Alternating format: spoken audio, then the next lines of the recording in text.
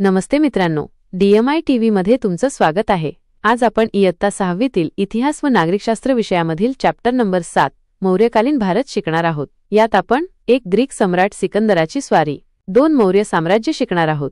माहित आहे का तुम्हाला, इसवी सन पूर्व 6व्या शतकात इराणमध्ये सायरस नावाच्या राजाने मोठे साम्राज्य प्रस्थापित केले होते। हे साम्राज्य वायव्य भारतापासून रोमपर्यंत आणि आफ्रिकेतील इजिप्तपर्यंत पसरलेले होते। इसवी सन पूर्व 518च्या सुमारास दारियुश नावाच्या इराणी सम्राटाने भारताचा वायव्येकडील प्रदेश आणि पंजाबपर्यंतचा काही भाग जिंकून घेतला होता। दारियुशने या प्रदेशातील काही सैनिक आपल्या सैन्यात भरती केले होते। ग्रीक इतिहासकारांच्या लेखनातून त्यांची माहिती मिळते। सम्राट दारियुशच्या काळात भारत आणि इराण यांच्यामध्ये राजनैतिक संबंध प्रस्थापित झाले। त्यातून व्यापार आणि कला या क्षेत्रांतील देवाणघेवाण वाढली।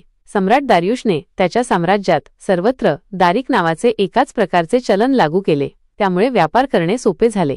पर्सिपोलिस हे राजधानीचे शहर सम्राट दारियुशच्या काळात बांधले गेले। पर्सिपोलिस हे ठिकाण इराणमध्ये आहे। एक ग्रीक सम्राट सिकंदराची स्वारी।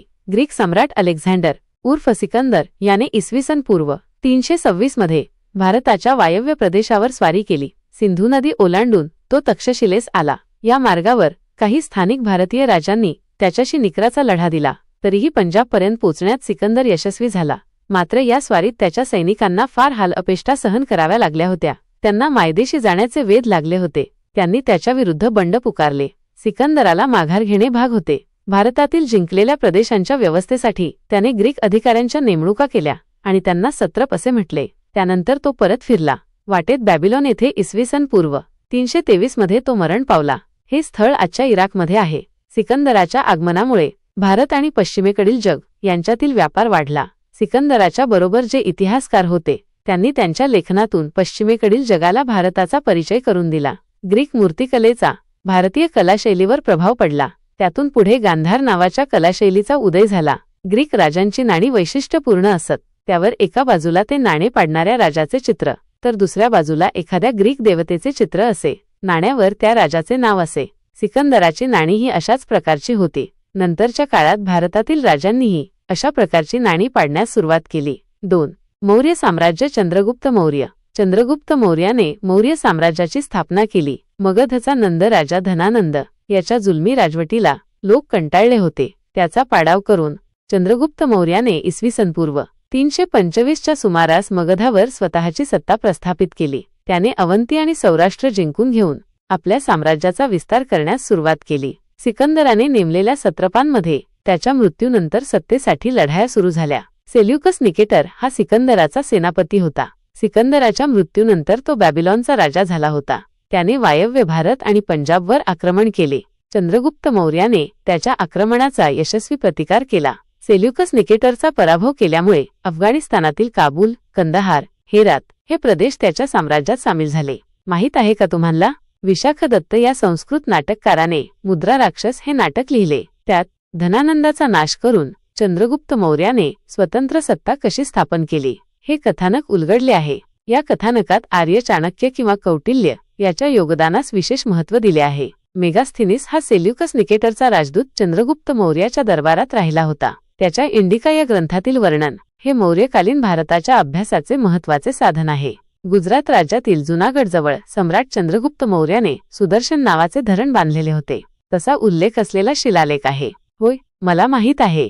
जैन परंपरेनुसार चंद्रगुप्त मौर्याने जैन धर्माचा स्वीकार केला होता असे मानले जाते। आयुष्याच्या शेवटी त्याने राजपदाचा त्याग केला। उरलेले आयुष्य तो कर्नाटकातील श्रवणबेळगोळ येथे राहिला। तेथेच त्याचा मृत्यू झाला। सम्राट अशोक चंद्रगुप्ताने राजपदाचा त्याग केल्यानंतर त्याचा मुलगा बिंदुसार मगधाचा राजा झाला। बिंदुसारच्या मृत्यूनंतर त्याचा मुलगा अशोक इसवी सन पूर्व 273 मध्ये सत्तेवर आला। राजा होण्यापूर्वी त्याची नेमणूक तक्षशिला आणि उज्जैन येथे राज्यपाल म्हणून करण्यात आली होती। तो राज्यपाल असताना तक्षशिला येथे झालेले बंड त्याने यशस्वीरित्या मोडून काढले होते। मगधचे सम्राट पद प्राप्त झाल्यानंतर त्याने कलिंगवर स्वारी केली। कलिंग राज्याचा प्रदेश आजच्या ओडिशा राज्यात होता। सम्राट अशोकाने कलिंगवर विजय मिळवला। वायव्येस अफगाणिस्तान आणि उत्तरेस नेपाळपासून दक्षिणेस कर्नाटक आणि आंध्र प्रदेशापर्यंत, तसेच पूर्वेस बंगालपासून पश्चिमेस सौराष्ट्रापर्यंत सम्राट अशोकाचे साम्राज्य पसरले होते। कलिंगचे युद्ध। कलिंगच्या युद्धातील रक्तपात पाहून अशोकाने पुन्हा कधीही युद्ध न करण्याचा निर्णय घेतला। सत्य, अहिंसा, इतरांप्रती दया आणि क्षमावृत्ती गुण त्याच्या दृष्टीने महत्त्वाचे होते. त्याचा संदेश लोकांपर्यंत पोहोचवण्यासाठी त्याने ठिकठिकाणी शिलालेख आणि स्तंभलेख कोरविले. हे लेख ब्राह्मी लिपीत आहेत. या लेखांमध्ये त्याने स्वतःचा उल्लेख देवानं पियदसी, देवाचा प्रियदर्शी असा केलेला आहे. राज्याभिषेक झाल्यानंतर 8 वर्षांनी त्याने कलिंगवर विजय मिळवला आणि तेथील विनाश पाहून त्याचे हृदय परिवर्तन झाले. याचा उल्लेख त्याच्या एका लेखात आहे. सम्राट अशोकाच्या दिल्ली टोपडा येथील एका लेखात वटवाघळे, माकडे, गेंडे इत्यादींची शिकार करू नये, जंगलात वणवे लावू नयेत असे सक्त निर्बंध लिहून ठेवले होते. सम्राट अशोकाचा संदेश: मातापित्यांची सेवा करणे चांगले आहे. ज्या विजयामुळे प्रेमभावना वाढते तोच खरा विजय. करून पहा. भारताच्या नकाशा आराखड्यात सम्राट अशोकाचे शिलालेख व स्तंभलेख दर्शवणारी ठिकाणे दाखवा. अशोकाचे धर्मप्रसाराचे कार्य: अशोकाने स्वतः बौद्ध धर्माचा स्वीकार केला होता. त्याने पाटलीपुत्र येथे बौद्ध धर्माची 3री परिषद बोलावली होती. बौद्ध धर्माच्या प्रसारासाठी अशोकाने आपला मुलगा महेंद्र आणि मुलगी संघमित्रा यांना श्रीलंकेस पाठवले होते. आग्नेय आशिया आणि मध्य आशिया येथील देशांमध्येही त्याने धर्मप्रचारासाठी बौद्ध भिक्खू पाठवले होते. त्याने अनेक स्तूप आणि विहार बांधले. अशोकाची लोकोपयोगी कामे: अशोकाने प्रजेसाठी सुखसोयी निर्माण करण्यावर भर दिला. उदाहरणार्थ माणसांना तसेच पशूंना मोफत औषध पाणी मिळावे अशी सोय केली. अनेक रस्ते बांधले. सावलीसाठी रस्त्यांच्या दोन्ही बाजूंना झाडे लावली. धर्मशाळा बांधल्या. विहिरी खोदल्या. हे करून पहा. तुमच्या परिसरात कोणत्या संस्था कोणती लोकोपयोगी कामे करतात त्याचा अहवाल तयार करा. मौर्यकालीन राज्यव्यवस्था: मौर्य साम्राज्याची राजधानी पाटलीपुत्र येथे होती. राज्यकारभाराच्या सोयीसाठी साम्राज्याचे 4 विभाग पाडलेले होते. प्रत्येक विभागाची स्वतंत्र राजधानी होती. 1. पूर्व विभाग तोशाली ओडिशा. 2. पश्चिम विभाग उज्जैनी मध्य प्रदेश. 3. दक्षिण विभाग सुवर्णगिरी कर्नाटकातील कनकगिरी. 4. उत्तर विभाग तक्षशिला पाकिस्तान. राज्यकारभारात राजाला सल्ला देण्यासाठी मंत्री परिषद असे.